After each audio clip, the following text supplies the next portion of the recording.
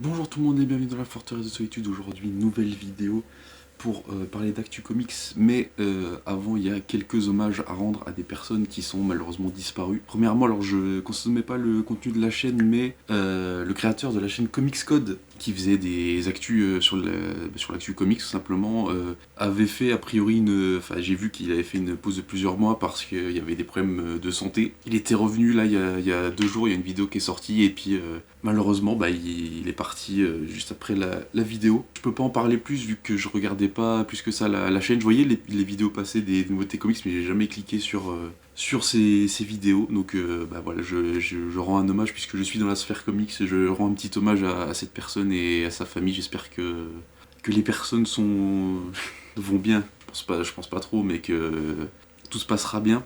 Et on a eu pareil une deuxième perte. Bon, cette fois c'est beaucoup plus éloigné, enfin beaucoup plus éloigné. C'est un dessinateur, c'est Sal Buscema qui est décédé il y a enfin qui est décédé il y a une semaine, mais on l'a appris il y a pas longtemps.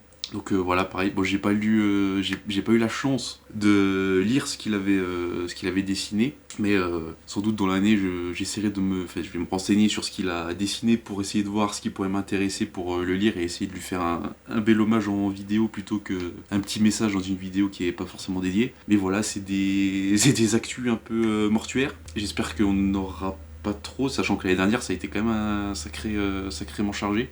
Et, euh, et voilà, petit hommage passé, on passe tout de suite à l'actu comics.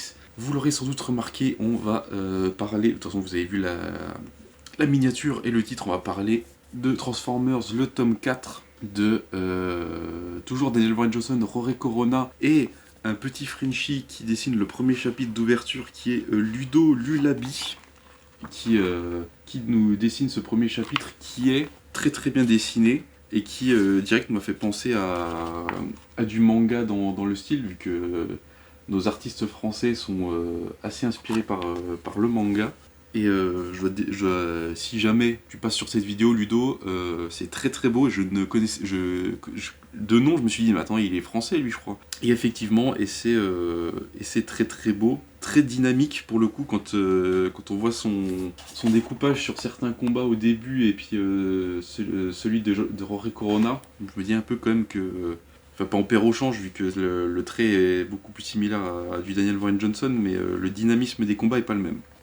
J'ai oublié l'essentiel, ça fait 160 pages, on a les numéros 19 à 24, ouais, et le Energon 2025 spécial, qui est un petit, bah du coup ce qui doit être l'épilogue. Si vous n'êtes pas au courant, c'est la fin, non pas de la série, mais du passage de Daniel Bryan Johnson sur la série, puisque au numéro 25 on retrouve Robert Kirkman au scénario et Dan Mora au dessin. Oui, le même Dan Mora qui dessine Justice League, Superman, Batman Night Fight pour DC KO, et maintenant Transformers. Je pense que le gars est un robot.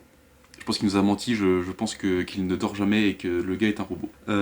Mais du coup, pour une conclusion, c'est une conclusion qui est complètement épique. Alors c'est toujours Rory Corona, forcément au dessin. Il y a des planches à la fin qui sont assez dantesques quand même sur la fin du tome, vu que c'est vraiment la grosse baston de fin. On a forcément Megatron qui est revenu à la fin du tome 3, mais qui est bien présent dans ce tome 4 et qui veut tout simplement tuer Optimus Prime. Parce que les rancœurs, etc., on voit qu'il y a aussi de la dissension au sein des Decepticons.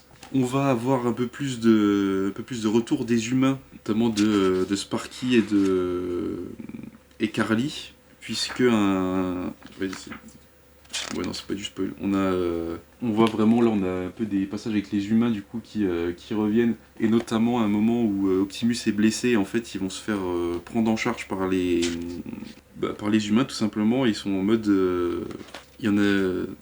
Optimus est en mode, non, ça va les mettre en danger, mais tous les autres sont plutôt d'accord c'est le moment d'accepter de l'aide, parce que là, on peut pas se permettre d'être tout seul. Donc forcément, ça va être la grosse baston.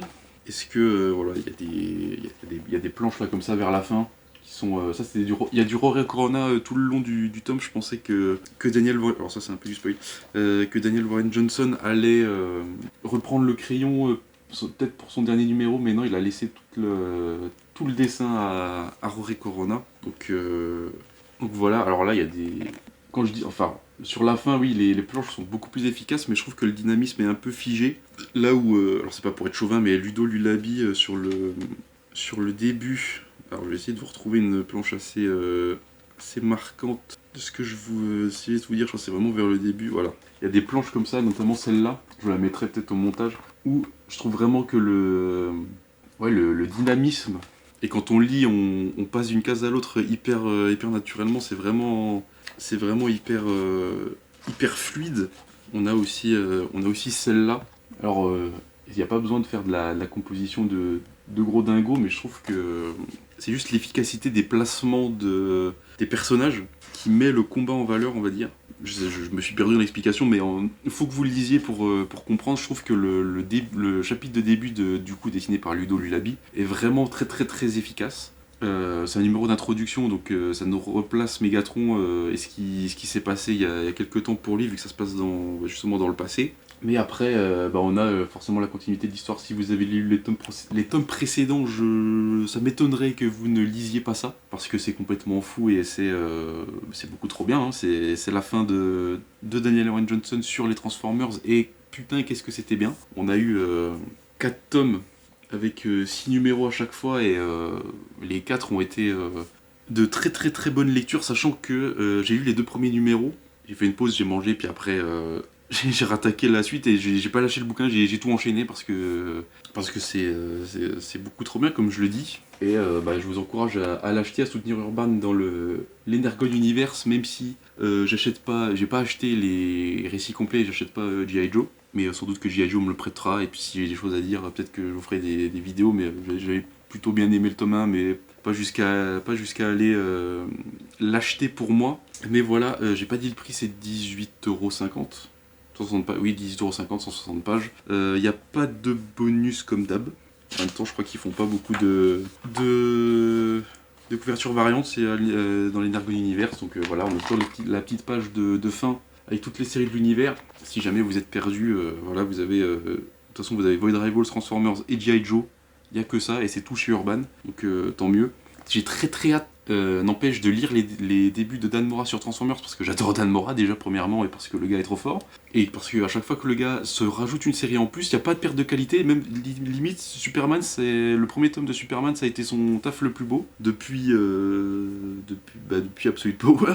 Donc voilà. J'ai très très hâte de découvrir la suite de Robert Kirkman, vu que on a vraiment une histoire qui est finie avec un premier affrontement, sans doute entre. Je pense que ça a été le premier affrontement entre Optimus et Megatron, et que peut-être ça reviendra plus tard, mais voilà, vous remarquerez que j'ai pas pris la variante, vu que les variantes sont un peu clacos, même si ça a l'honneur d'avoir du blanc au lieu du bleu, mais il n'y a pas d'effet métallisé sur la première, alors que je trouve que la première cover est magnifique par rapport à la variante. Et les covers classiques sont pareil, avec un petit vernis sélectif là sur le ciel, et pas sur les persos. Et il y a du vernis sélectif dans les yeux de Megatron, vous voyez pas. Là vous voyez un petit peu. Hop, je le rapproche. Là vous voyez, il y a tout ça de vernis. C'est le ciel qui est derrière. Si jamais, il y a toujours le vernis sur la tranche. Sur les noms aussi, ou... Ouais, sur toute la tranche, il y a pareil le vernis avec... en plus on a le... Ah, mais en fait les variantes, c'est les... Ah oui, d'accord, en fait les variantes, c'est les petits persos qu'il y a en bas. Voilà, si ça intéresse quelqu'un, mais du coup, moi je vous recommande de lire Transformers si vous êtes déjà en plein dans la série. Si ça peut vous acheter, vous pousser à acheter, parce que c'est le dernier tome de Daniel Warren Johnson. Faites comme vous voulez, mais en tout cas, les 24 premiers numéros du coup dans ces 4 premiers tomes sont super cool, c'est ultra dynamique, et si vous voulez voir faire des... J'arrive plus à parler. Si vous voulez voir des robots faire du catch, lisez le tome 1. Parce que comme après c'est Rory Coronassi, il y en a un peu dans le tome 2, dans le tome 3, mais comme c'est plus Daniel Warren Johnson qui dessine, il fait moins de catch, vu que je pense pas que Rory Corona ait les mêmes refs en catch que Daniel Warren Johnson. Je vous dis à la prochaine, le mois prochain pour Void Rivals, et dans je sais pas combien de temps pour le tome 5. Milieu d'année, peut-être septembre, peut-être pour la rentrée littéraire, on n'en sait rien. Moi je vous dis à la prochaine, n'oubliez jamais de faire ce concession. Ciao!